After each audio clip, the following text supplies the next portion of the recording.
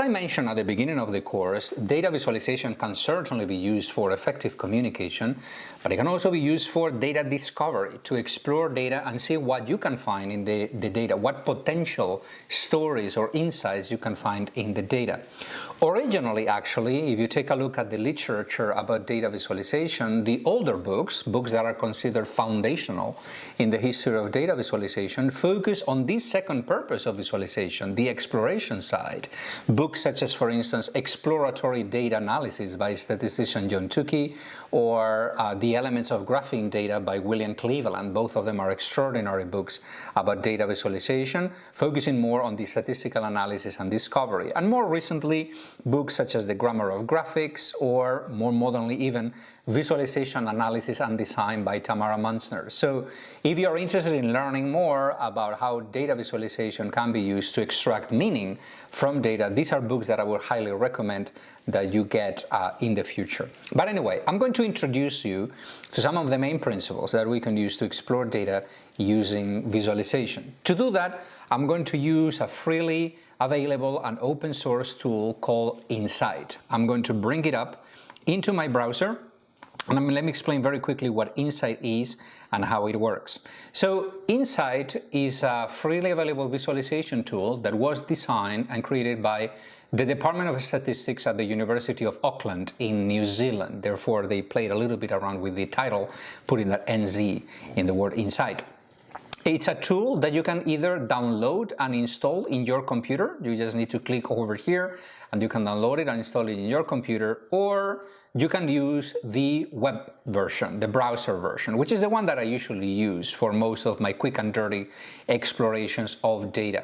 Before I proceed, by the way, any data set that you see me using in any of these tutorials will be available in the page of the course. So you just need to look for it if you want to reproduce and recreate what I do in these videos. Anyway, let me talk about the data set that I'm about to use in this project. It's a data set that I used in the first few pages of my second book, The Truthful Art, my book that focuses on how to use data visualization per se. In the intro pages of this book, I talked about a personal experience in dealing with data. I said, and I wrote that when I moved to Miami for the first time, and then later on when I bought a house in Miami and my family moved in, I wanted to learn a little bit about the quality of the public schools in the system, right? The public schools that my kids were going to attend. So I was really interested in learning, for example, about how good or how bad the elementary, middle school, and high schools in my area were. Fortunately, I could download data about these. Miami-Dade County and the school system here has a data page where you can download the data from. I downloaded a data set that contains the quality metrics of each school in the system. There are more than 400 schools in Miami-Dade County, and the data set that I downloaded, which I'm showing you right now on screen, contains the following variables. First of all, on the first column we have the school name. On the second column we have the board district that each school belongs to, because Miami is divided into 9 board districts. These are geographic areas Miami is divided into. And then we have other columns with different metrics that measure quality. The first one is the school grade, and this is the first one that I focused on, right? The school grade is a letter grade that the county assigns, or the school system assigns, to each school in the system. It could be an A for an excellent school, a B for a good school, a C for an okay school, and so on and so forth. So I took a look at the data and I saw that the schools in my area, the 3 of them, elementary, middle, and high school, the 3 of them got A's. And I said, well, wonderful, right? They are incredible schools. The 3 of them got A's. But then, you know, knowing and having been educated a little bit about data thinking, I said, well, wait a minute. A number or a variable in this, or a value, like in this case, this letter grade, only makes sense when you put it in context, when you compare it to other numbers. And the comparison that I made in my mind was, okay, so these 3 schools got A's. How many other schools in the system also got A's? So I created sort of a mental model of this data, and I imagined that if I create a bar graph with the percentage of schools that got A's, B's, C's, D's, and so on and so forth, it would look more or less like this, right?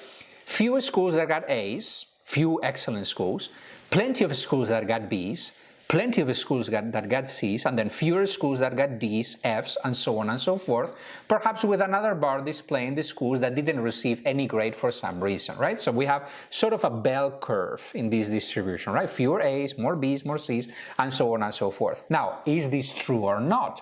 Let's visualize the data to put this model to the test. Let's do that practically. Let's go to Insight, and here's how Insight works. I'm going to go here, I'm going to go to where it says Insight Lite, and this will load the web browser version of Insight. Once it loads, we will have a menu that tells us upload the data here. It's the menu that says File. So I'm going to go here, File, and I'm going to tell the software import dataset. Now that I have this window, I'm going to move my cursor where it says browse. I'm going to browse my computer to locate the data that I want to visualize. I have a folder. I create folders to store all my data tutorials in this case, and I'm going to find the data set that I want to use, which is called Schools Miami-Dade .csv. If you have never played with data, CSV basically means comma separated values, and it's a very common format in data visualization. Many datasets that you can find online are in CSV format, right? By the way, you can open up this file in Excel or Google Sheets if you want to take a look at the data set. All right, so once I have located it, I'm going to click on Open, and Insight is going to import the data set, and it's going to display the data set as it looks on a spreadsheet. We have the school name column, the board district column, the school grade column, and so on and so forth, right? So, and there are other variables that I will explain in just 1 minute.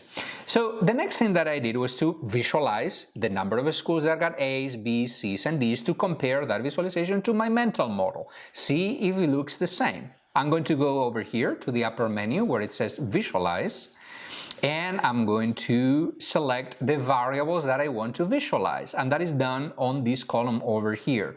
Right? I usually joke that Insight is a great tool. By the way, there's something that I forgot to mention that is important, that Insight is a program that was created to teach statistics to high schoolers at the high school level in New Zealand. So the high schools in New Zealand are using this software tool to teach students how to think about data, right? So it's super simple to use. And I usually joke that it's idiot-proof almost, because it says, variable selection, please select the first variable that you want to visualize. Well, what I want to visualize is the number of schools according to a school grade, right? This drop-down menu over here, these items that you see over here correspond to the column headers that we had on the data set, school name, board district. Let's select the school grade. Now, Insight is a program that will make smart decisions for you. If it detects that you are going to use this column to visualize, it will assume that what you want to do is to get the number of A's, the number of B's, the number of D's, or the percentage of schools that got A's, B's, C's, and D's, and so on and so forth. So I'm going to click on school grade, and automatically Insight will create this bar graph that you have over here. And as you can see, it doesn't look like my mental model. The first bar that you have over here doesn't have a label. These are missing values. Most data sets have missing values that you need to solve somehow. You can perhaps find the right values by verifying the data with the source, or you can just basically discard them if they are not there. But here comes the interesting part. Take a look at the percent of schools that got A's. It's an enormous percent of schools. More than 40% of schools in Miami-Dade got a grade of A from the system. Then much fewer got B's, much fewer got C's, and much fewer got F's. All right, so let me tell you why this is important. I have a mental model that looks very different. Suddenly, I see the data visualized, and I see that there's a huge contrast between what I had in my mind and what I'm seeing in the visualization. This is a clue. It's a clue to potentially finding a future story in the data. Whenever I see something like this, something that looks interesting, what I do is to print out the graphic or take a screenshot and write a note, like a reminder to myself, look into this, see what happens over here. The note that I usually wrote on this particular chart, as you can see on the screen, is this looks fishy. It looks very fishy to me that so many schools in Miami-Dade got a letter grade of A. This could have happened for perhaps several reasons. I can think about two, right? It could be that either schools in Miami are fantastic, public schools are great, so that's the reason why they got so many A's, but I know that that is not true, there are good schools and bad schools, and I don't think that there are so many great schools, right? So, and the reason why it looks fishy is that it may be that the reason why we see so many A's is that there is something wrong in the way that the system calculates or estimates and assigns later these letter grades. We don't know what the answer to that question is. All that we know is that we have found something compelling and interesting in the data, thanks to the visualization. One key teaching in data visualization for exploration is that a visualization never gives you the answer to anything. What it does is to help you pose better questions. We have found something interesting in the data. Now that what we could do as a reporter, for example, imagine that I'm a reporter working on the educational bit, will be to pick up the phone, call the county and said, hey, here's what I have discovered. What is going on over here? Why so many schools are getting A's, right? How do you calculate this variable, right? So the visualization is a key element to finding that clue and do some further exploration. Anyway, in the data set, there are other variables that are much more interesting than this letter grade. For instance, there is a variable over here called reading. There are actually two readings, reading in 2012, reading in 2013. And the values underneath each one of these variables correspond to the percent of students on each one of those schools who were reading at grade level on that particular school. So if you see a number such as 90, it means that 90%, 9 out of 10 students in that school were reading at grade level in 2013. And we have a similar variable for math. We have the percent of students, school by school, who could do math at grade level. That's a more granular, more interesting metric to measure the quality of a school, right? How well students are performing on each one of these areas. We could have more, right? We have science and so on and so forth, but this particular data set only has these two percentages. I thought that they were compelling, and I decided, well, let's play around with the data. Let's see what I can find if I start visualizing the data. So let's go back to Insight. I'm going to go back over here, and instead of telling the software, please visualize the number of schools according to grade, show me now a graphic that visualizes percentages of students who can read correctly or who could read at grade level. By the way, before I forget, it's very important to remember, as long as I was talking about variables and values, that if you want to use software tools such as Insight or later on Flourish, which is another tool that we will use, it is very important that you pay attention at the format of the data. That's the reason why I recommended Data Wrangler on week number 1, which lets you reshape the data. It is very important, for example, that if you use Insight, your data is shaped this way. All variable names need to be on the headers. Each variable needs to be one header. And then all the values corresponding to that variable need to be placed right underneath that column header, right? So you need to structure your data this way if you want to visualize anything in Insight.